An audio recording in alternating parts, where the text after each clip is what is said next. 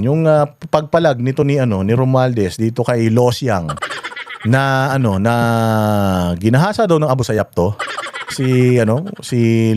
Pangalan nito tong kupal na to. Ang yan ganyan itsura, rapin nyo pa.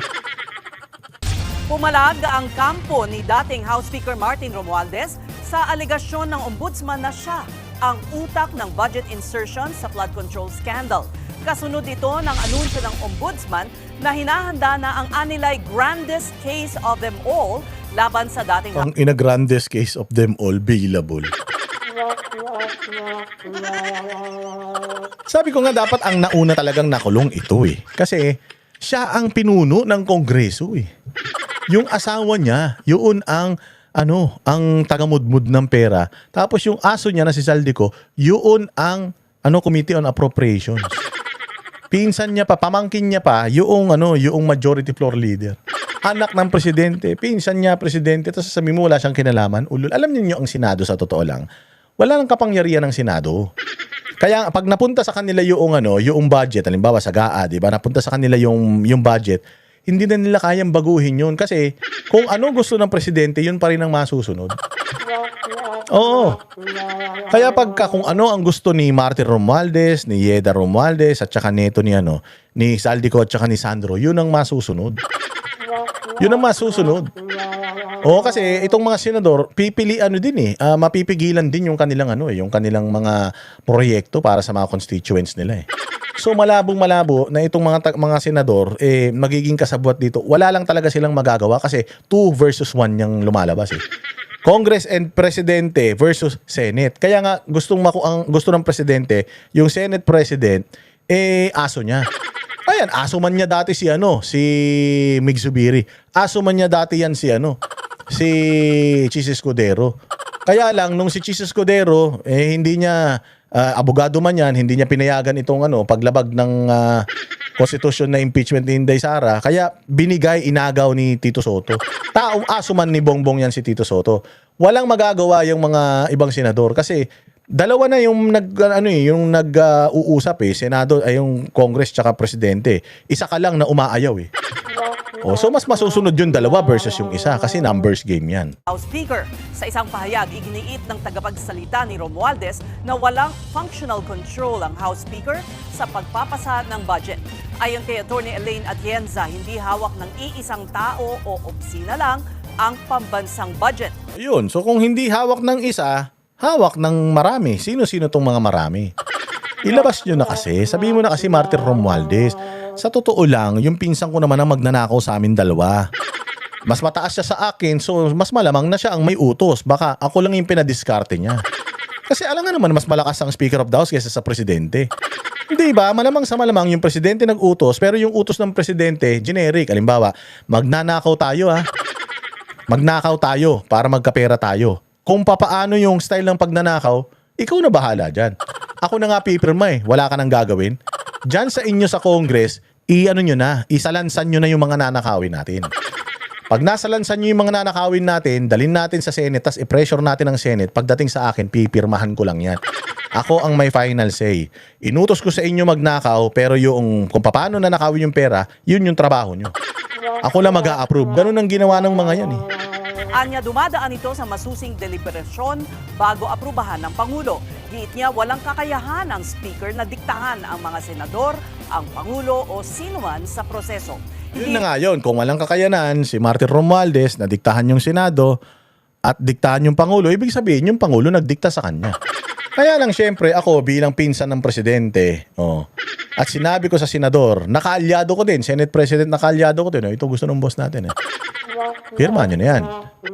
Ano ba gusto nyo? Hatiin na lang natin yung kita. Sige, ito, may kita na rin kayo. Pero wala kayong choice kundi pirmahan yan. Wala kayong choice kasi yan ang gusto ng Presidente. May magagawa ba Senado? Mig Zubiri. Kaya sa Senado, sa din yan. Mig Zubiri, 2023-2024 budget, yan ang Senate President. 2025, si Chis Escudero, kaya nadadamay si Chis Escudero dito. Bakit itong si Mig Zubiri hindi nadadamay? Hindi daw mababatas ang nagre-release ng pondo o nagpapatupad ng proyekto kundi nasa kontrol ito ng ehekutibo.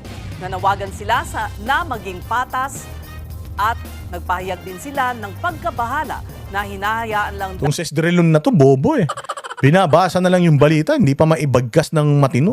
Tangina yan, yabang-yabang.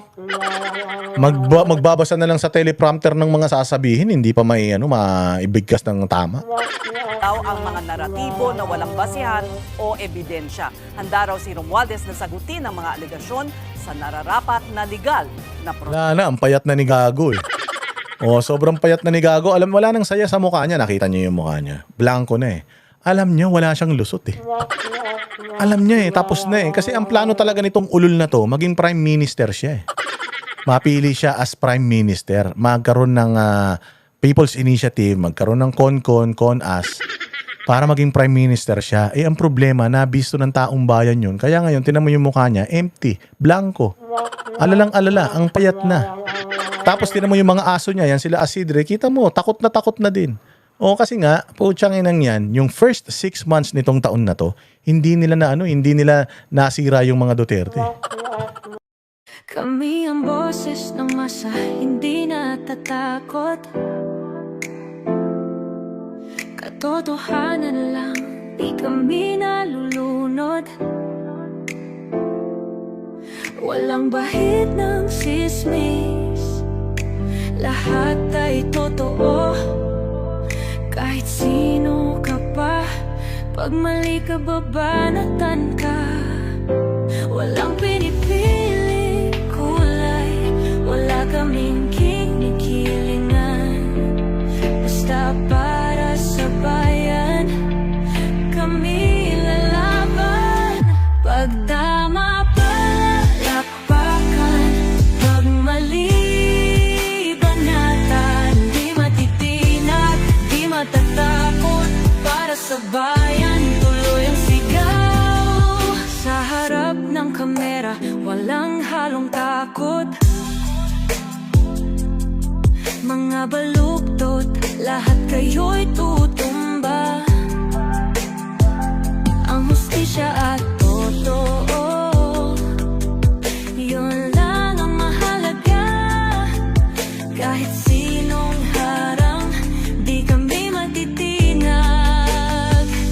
Walang pinipiling kulay, wala kaming kinikilingan.